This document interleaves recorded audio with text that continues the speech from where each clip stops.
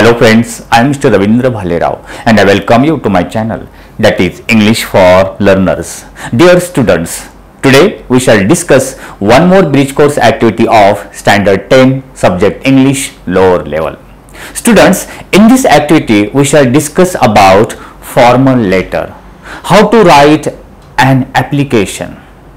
तर विद्यार्थी मित्रांनो, फॉर्मल लेटर ज्याला आपण औपचारिक पत्र बोलतो किंवा एखादा अर्ज कशा प्रकारे लिहिला जातो याबद्दल आजच्या व्हिडिओमध्ये आपण डिस्कस करणार आहोत. चला तर सुरुवात करूया. For this activity we have given activity number 27, learning outcome और कॉम्पिटन्सी. म्हणजे विद्यार्थ्यांमध्ये या ऍक्टिव्हिटीज म्हणून कोणते कौशल्य डेव्हलप होणार आहे आणि आता सांगितल्याप्रमाणे they will learn how to write letter, that is a formal letter.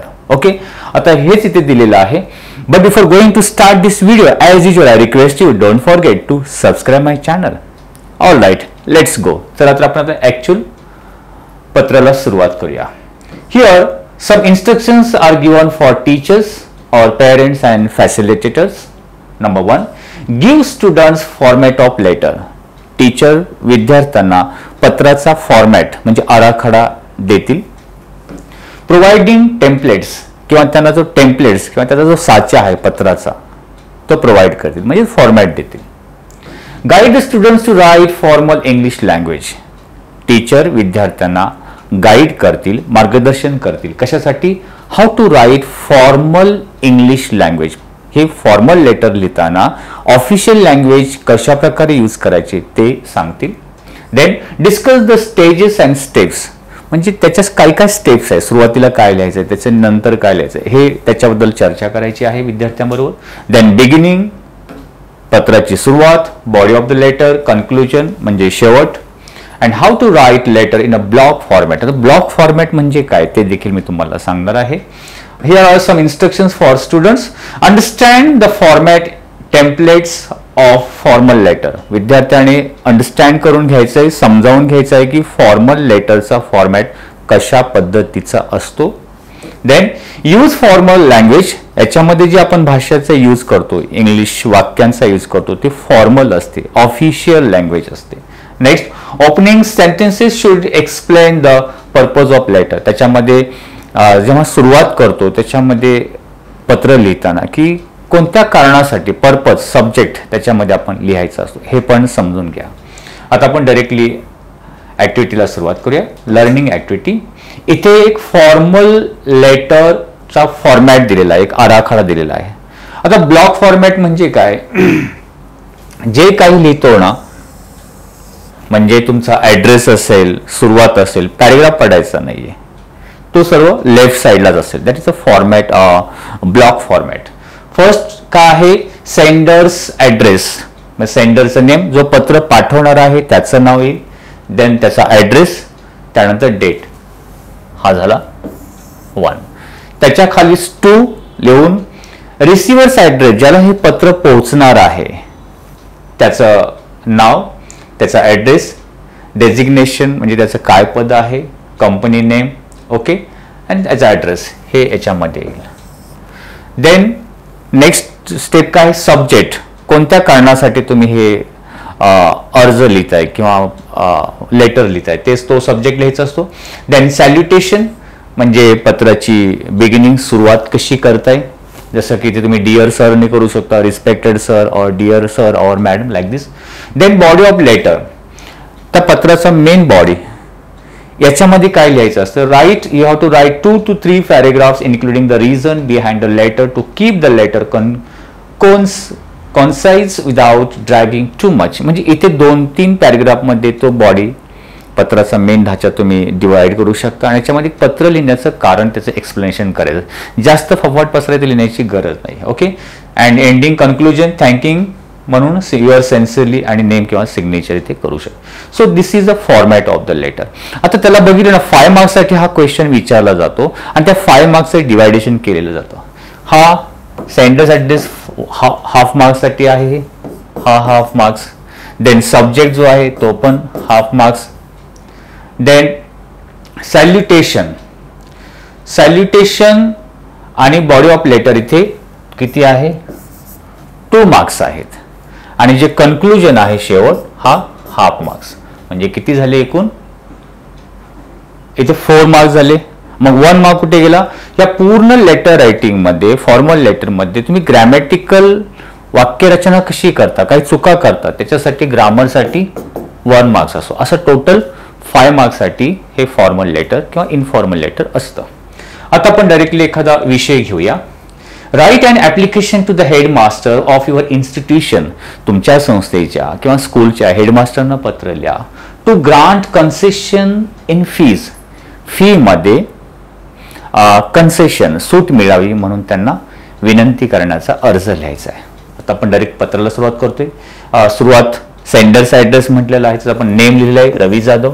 Standard त्याचा कोणता आहे? स्टँडर्ड 10 डिव्हिजन ए सरस्वती विद्यालय. एक इमॅजिनेटिव्ह ॲड्रेस लिहायचा असतो.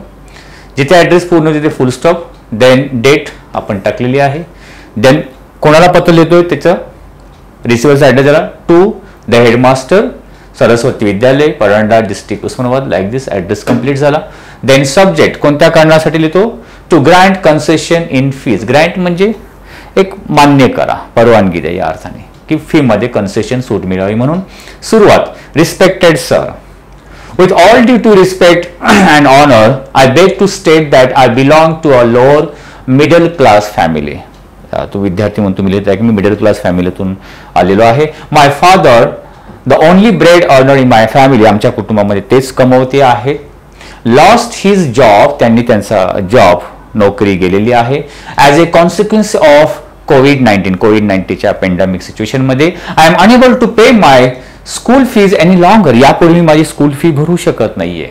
आवर family already doesn't have enough resources at our disposal. I will have to drop out of school because I do not have enough money to pay the fee. Fee भरू शकत नसल्यामुळे मला school drop out करण्याची वेळ आलेली आहे, म्हणजे शाळा सोडण्याची वेळ आलेली आहे. देअरफॉर म्हणून it is my humble request to you to please give me a fee concession. म्हणून मला फी मध्ये सूट मिळावी अशी मी तुम्हाला हंबल रिक्वेस्ट करीत आहे. I am a hard working student who has an excellent academic record to back this kind of request. आणि माझं अकॅडमिक म्हणजे शैक्षणिक जर माझी प्रगती खूप चांगली आहे, तुम्ही बघू शकता माझं record. I will never forget this generosity of yours. तुम्ही जर ही फी माझी ग्रँट केली कन्सेशन तर मी तुमचे उपकार कधीही विसरणार नाही. एंड केलेला आहे. Thanking you. Yours obediently Ravi Jadhav. So this is called formal letter of one type of an application. Let's see the one more example. एक सोडून दिलेलं एक्झाम्पल आहे तुमच्या ब्रिज कोर्स मध्ये. You are Radhe or Rashmi Jadhav. Your name is already given here. Write a letter to chief officer of pollution control office Nagpur. Nagpur जे pollution control म्हणजे प्रदूषण नियंत्रण जो विभाग आहे त्यांचे जे मुख्य आहे चीफ, त्यांना तुम्ही पत्र लिहिताय. कशासाठी? To arrange campaign. तुम्ही एक अशी एक मोहीम सुरुवात करा, अरेंज करा. कशासाठी?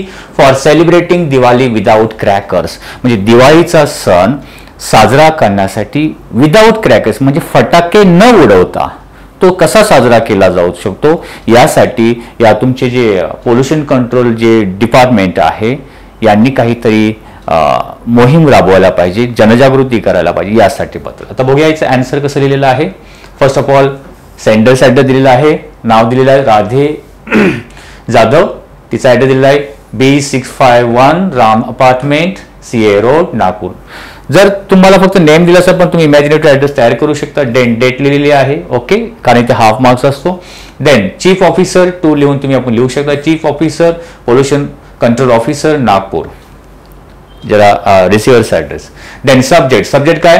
कॅम्पेन. सब्जेक्ट तुम्ही तयार करत असतो त्या क्वेश्चन मधून. कॅम्पेन एक मोहीम राबवायची आहे for celebrating Diwali without crackers. Okay.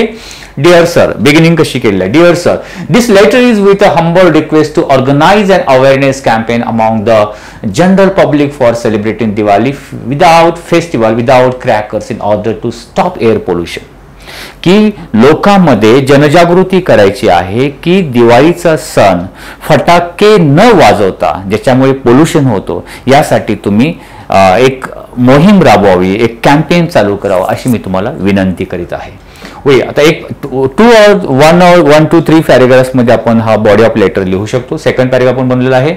तुम्ही पॅरेग्राफ तयार करताना एक लाईन सोडू शकता किंवा पण असं इथून पॅरेग्राफ तयार करायचं नाही, एक लाईन तुम्ही ब्लँक सोडू शकता. Next, we need to make general public aware that celebrating Diwali without, त्याचं एक्सप्लेनेशन काय कारण आहे, डिटेल एक्सप्लेनेशन तुम्ही सेकंड पॅरेग्राफ मध्ये करू शकता.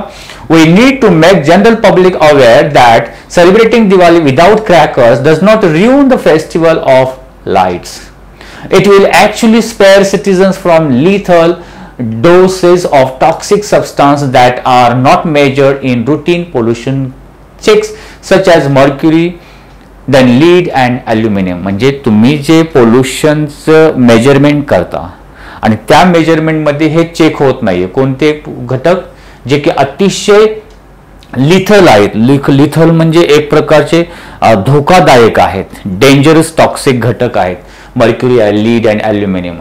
सो त्याच्यासाठी हे होऊ नये म्हणून सिटीजन्स मध्ये, नागरिकांमध्ये अवेअरनेस आणण्यासाठी, अवेअरनेस म्हणजे जागृती आणण्यासाठी तुम्ही without crackers how to celebrate Diwali festival यासाठी you have to start the campaign. Okay, The pollution board needs to conduct through the campaign by displaying the information. अशा प्रकारे इन्फॉर्मेशन तुम्ही डिस्प्ले करा, लावा about the harm caused by the firecrackers. Firecrackers म्हणजे फटाके उडवण्यासाठी कशा प्रकारे ते हार्मफुल आहे, म्हणजे धोकादायक आहे, ते तुम्ही कॅम्पेन करा. मच मोर अग्रेसिव्हली म्हणजे जास्त अग्रेसिव्हली म्हणजे पुढे होऊन.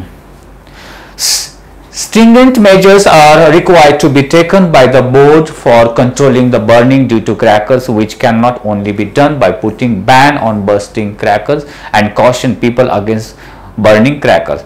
So एक अतिशय ठोस उपाय, तुम्ही उपाय बोलण्यापेक्षा एक लोकांमध्ये जागृती आहे, कारण नेम ते बॅन, नियमानुसार ते हे बॅन होत नाही, पण तुम्ही जास्त अवेअरनेस आणला, लोकांमध्ये जनजागृती केली तर हे पॉसिबल आहे. सो एंड केलेला आहे. So in this way this is the good और proper format of formal letter. हे हा फॉर्मल लेटर हे तुम्ही जर शांतपणे परत एकदा वाचू शकता, कारण आपला वेळ अभावी आपण थोडं फास्ट घेतोय. नेक्स्ट, प्रॅक्टिस साठी एक क्वेश्चन दिलेला आहे. Write a letter of application to the principal. प्रिन्सिपलला तुम्ही एक ऍप्लिकेशन टाइप लेटर लिहा, रिक्वेस्टिंग हिम और her to issue duplicate copy of leaving certificate. LC, duplicate LC साठी तुम्ही प्रिन्सिपल, कॉलेज प्रिन्सिपल किंवा स्कूल प्रिन्सिपलला अप्लाय करायचं आहे. Use information given here. Applicant name is already given, Riya or Ritesh Patil. School name Shri Rajendra High School, Mahal, Nagpur, class 10, division B. Register number already given. Reason कारण काय, qualified for abroad scholarship examination.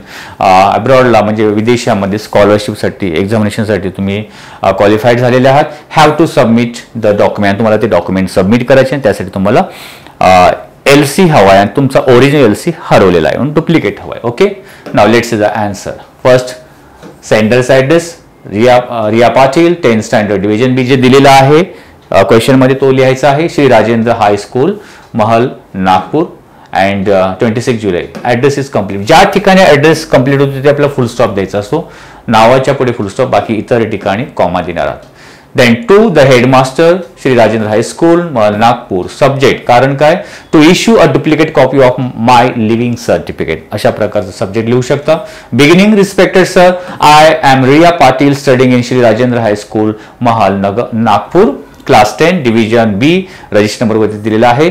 Request you, तुम्हाला विनंती आहे, to kindly issue म्हणजे प्रदान करायात आणि देण्यात यावी. Issue me a duplicate copy of my living certificate as कारण I have been qualified for scholarship examination which will help in achieve my dream of studying abroad. की त्या स्कॉलरशिप मधून माझं जे अब्रॉड मध्ये जाऊन शिक्षण घेण्याचं जे ड्रीम आहे ते आता कंप्लीट होणार आहे.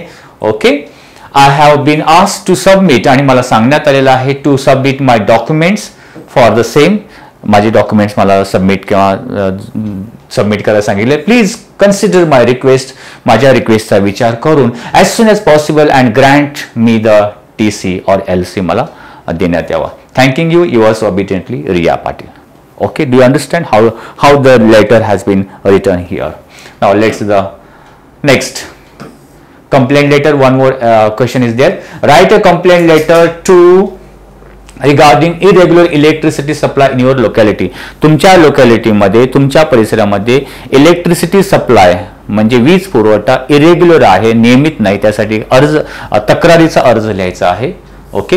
Use following points. Duration of the problem, किती काळ इलेक्ट्रिसिटी असते तो, इट्स इम्पॅक्ट, त्याचा इम्पॅक्ट काय, परिणाम काय झाला, request to solve the problem. Okay. Now let's see its answer.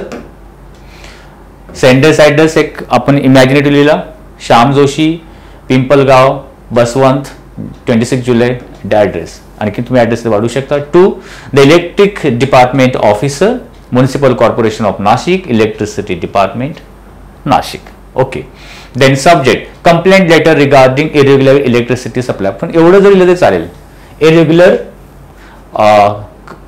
Irregular regarding irregular electricity supply. Regarding म्हणजे संबंधित. ओके. बिगिनिंग कशी केली हे बघू शकतो तुम्ही.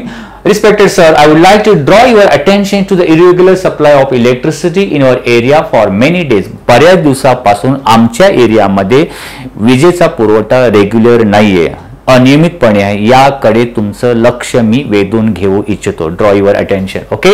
Due to inadequate supply of electricity supply पुरेसा नसल्यामुळे we are facing many problems on daily basis. दररोज आम्हाला बऱ्याचशा अडचणींना सामोरे जावं लागत आहे. ड्यू टू पेंडेमिक, हे पेंडेमिक कोविड सिच्युएशन असल्यामुळे students are having their online classes from home with the mobile phones and laptops and also the office have given work from home. हे सर्व कामं घरून चालू आहेत. We hardly have 6 to 7 hours of power supply during day. 5 ते 6 तासच फक्त दिवसा पॉवर सप्लाय असते. And 4 hours during the night, आणि रात्रीच्या वेळी फक्त 4 तास. Okay.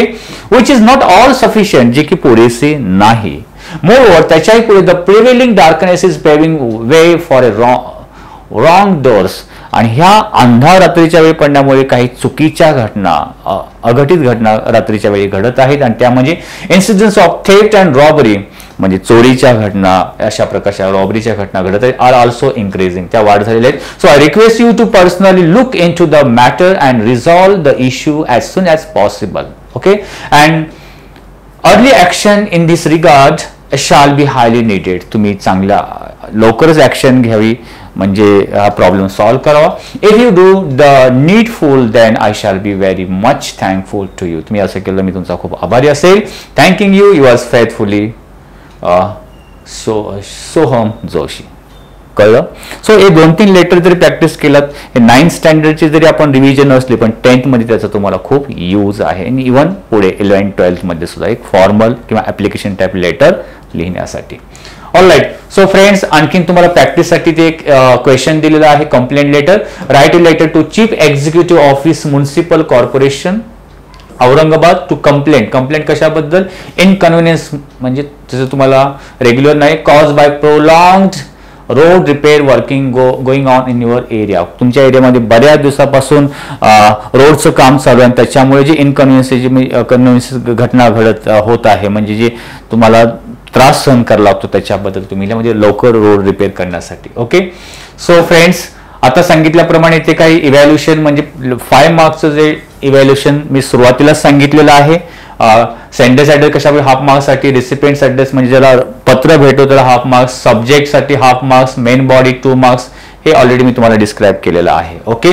So friends, I hope you might have like this video. If you like it, please share it and like it.